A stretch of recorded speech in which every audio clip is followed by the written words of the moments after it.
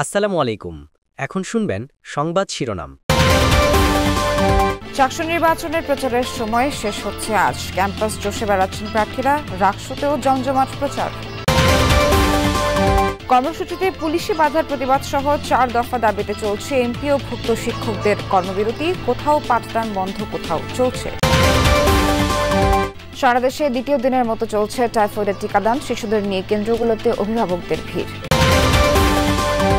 চুয়াডাঙ্গায় বিষাক্ত স্পিরিট পানে 6 জনের মৃত্যুর ঘটনায় আইনশৃঙ্খলা বাহিনীর নিষ্ক্রিয়তাকে দোষেন স্থানীয়রা। মাদকের বিস্তার ঠেকাতে কঠোর ব্যবস্থার দাবি। আসসালামু আলাইকুম। এতক্ষণ দেখছিলেন সংবাদ শিরোনাম, এখন দেখবেন বিস্তারিত। আজ রাত 12টায় শেষ হচ্ছে চট্টগ্রাম বিশ্ববিদ্যালয় কেন্দ্রীয় ছাত্র সংসদ চাকসু নির্বাচনের প্রচারের সময়।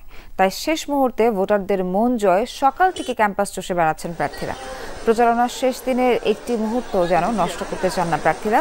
ভোটারদের দাঁড়ে দাঁড়ে গিয়ে প্রার্থীরা দিচ্ছেন আবাসন, যাতায়াত, নিরাপদ ক্যাম্পাস ও গবেষণা খাতে উন্নয়নের প্রতিশ্রুতি। ভোটাররা বলছেন প্যানেলে নয়, ভোট দিবেন প্রার্থীদের যোগ্যতা বিবেচনায়। চাকসু নির্বাচনে অন্তত 14টি প্যানেল ঘোষণা করেছে প্রার্থীরা। নির্বাচনের কেন্দ্র ও হল সংসদ মিলিয়ে 907 জন প্রার্থী প্রতিদ্বন্দ্বিতা করছেন। আগামী 15 অক্টোবর অনুষ্ঠিত হবে ভোট গ্রহণ।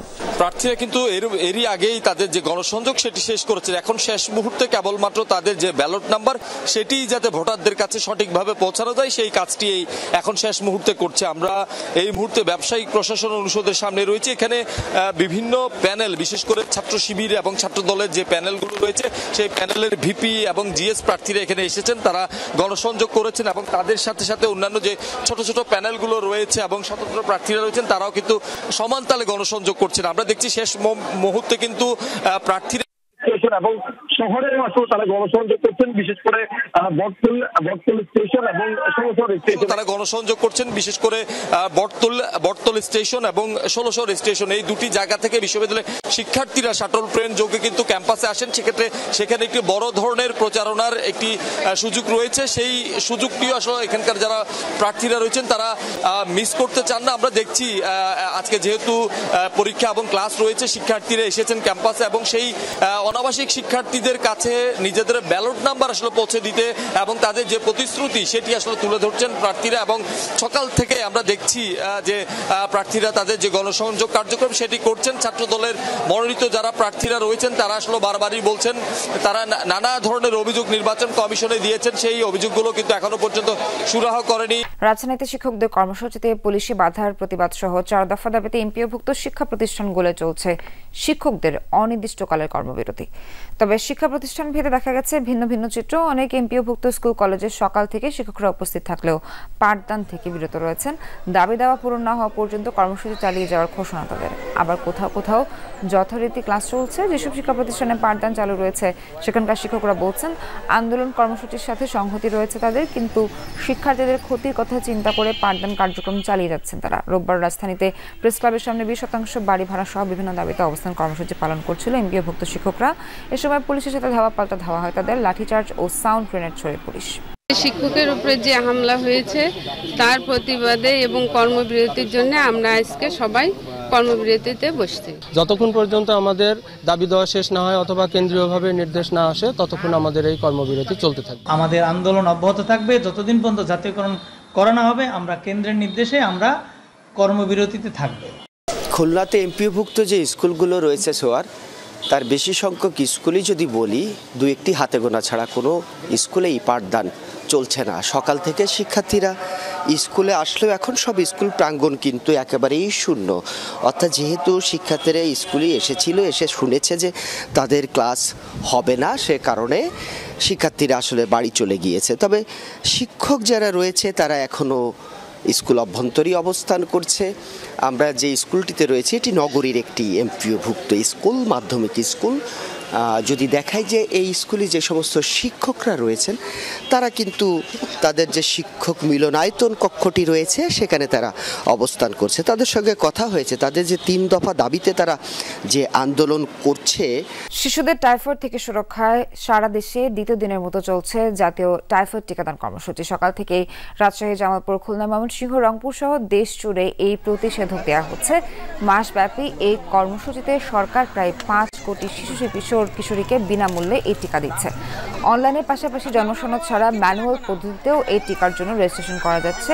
12 থেকে 30 অক্টোবর নিকটস্থ স্কুল এবং 1 থেকে 13 নভেম্বর টিকা দেওয়া যাবে কমিউনিটি ক্লিনিকে। মানুষ খুব সহজেই টাইফয়েডে আক্রান্ত হয় এবং সঠিক সময়ে টাইফয়েড নির্ণয় করতে না পারায় অনেককেই মৃত্যুবরণ করতে হয়েছে। আর এই কারণেই কিন্তু সরকার সারা দেশব্যাপী টাইফয়েডের টিকা বিনামূল্যে দেওয়ার উদ্যোগ নিয়েছেন এবং গতকাল থেকেই এই কার্যক্রম শুরু হয়েছে। এবং বরিশালে যদি লক্ষ্যমাত্রা বলি, বরিশাল বিভাগে 26,14,000 মানুষকে এই টিকা দান কর্মসূচির আওতায় আনার লক্ষ্যমাত্রা নির্ধারণ করেছে স্বাস্থ্য বিভাগ এবং সেই লক্ষ্যমাত্রাকে কেন্দ্র করেই কিন্তু গতকাল থেকে তারা টিকা দিয়ে যাচ্ছেন। এবং এরই মধ্যে যেমনটা জানানো হয়েছে যে প্রায় 10 লাখ মানুষ এই টিকার আওতায় আসার জন্য তারা রেজিস্ট্রেশন করেছেন অনলাইনে এবং এখনও রেজিস্ট্রেশন চলছে। এবং সকাল থেকে বরিশালের বিভিন্ন শিক্ষা প্রতিষ্ঠানে যারা ইপিআই কর্মী রয়েছেন তারা এই টিকাদান কার্যক্রমটি চালিয়ে যাচ্ছেন এবং শিক্ষার্থী এবং অভিভাবক উভয়ের মধ্যেই আমরা কিন্তু এই টিকা নিয়ে আগ্রহ দেখেছি। যারা যখন আসছেন, যেহেতু স্কুল চলছে, যখন ক্লাসের বিরতিতে বা লেইজারে যখন যারা সুযোগ পাচ্ছেন তারা কিন্তু এই টাইফয়েডের টিকাটি নিচ্ছেন এবং তারা খুবই গুরুত্বের সাথে দেখছেন। কারণ গতকালে যিনি এই বরিশালে টাইফয়েড কর্মসূচির যে টিকাদান কর্মসূচি উদ্বোধন করেছিলেন। চুয়াডাঙ্গায় বিষাক্ত স্পিরিট পানে একে একে 6 জনের মৃত্যুর ঘটনায় মাদকের সহজলভ্যতা ও আইন শৃঙ্খলা বাহিনীর নিষ্ক্রিয়তাকে দুষছেন স্থানীয়রা। তারা বলছেন, হাত বাড়ালেই সহজেই মিলছে বিভিন্ন ধরনের মাদকদ্রব্য। মরণনেশা এসব মাদকের ভয়াল থাবায় ঘটছে প্রাণহানি, ধ্বংস হচ্ছে সমাজ। এদিকে নিহতদের মধ্যে 4 জনের মরদেহ গোপনে দাফন হলেও বাকি 2 জনের মরদেহ ময়নাতদন্তের জন্য মর্গে নেওয়া হয়েছে। গত বৃহস্পতিবার রাতে চুয়াডাঙ্গা সদরের ডিঙ্গেদহ বাজার এলাকায় একসাথে বসে স্পিরিট পান করেছিলেন কয়েকজন দিনমজুর শ্রমিক। বিষক্রিয়ায় তাদের মধ্যে শনিবারে 2 জন ও রোববার 4 জনের মৃত্যু হয়। প্রথমে বিষয়টি ধামাচাপা দেওয়ার চেষ্টা হলেও পরে তা প্রকাশ্যে আসে।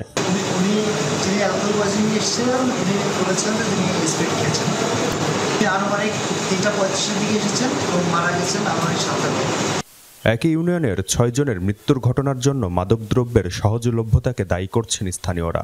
তারা বলছেন, হাত বাড়ালেই যেমন পাওয়া যায় মাদক, তেমন রয়েছে প্রশাসনের তৎপরতার অভাব। জানতাম না যে এই অ্যালকো খেয়েরা মারা যাচ্ছে। আমরা হয়তো মনে করেছি যে হয়তো কোনো অকারণে অসুখ বিসুখে হয়তো মারা গিয়েছে। তারপরে আস্তে আস্তে জানতে পারলাম যে এরা অ্যালকো খেয়ে মারা গিয়েছে। আমাদের এলাকায় মাদকের এত সহজলভ্যতা হয়েছে, সীমান্তবর্তী বর্ডার এলাকায় এত পরিমাণ মাদক মানুষ সেবন করে না। তারা মাদক বিক্রি করে, তাদের সুষ্ঠু তদন্ত চাই। তারা এই দেশটাকে একদম ধ্বংস করে দিচ্ছে। মাদকের ভয়াবহতা এমন যে প্রাণহানির মতো ঘটনা ঘটছে প্রায়ই। এসব ঘটনায় মাদক ব্যবসায়ীদেরকেই দায়ী করছেন স্থানীয় জনপ্রতিনিধিরাও।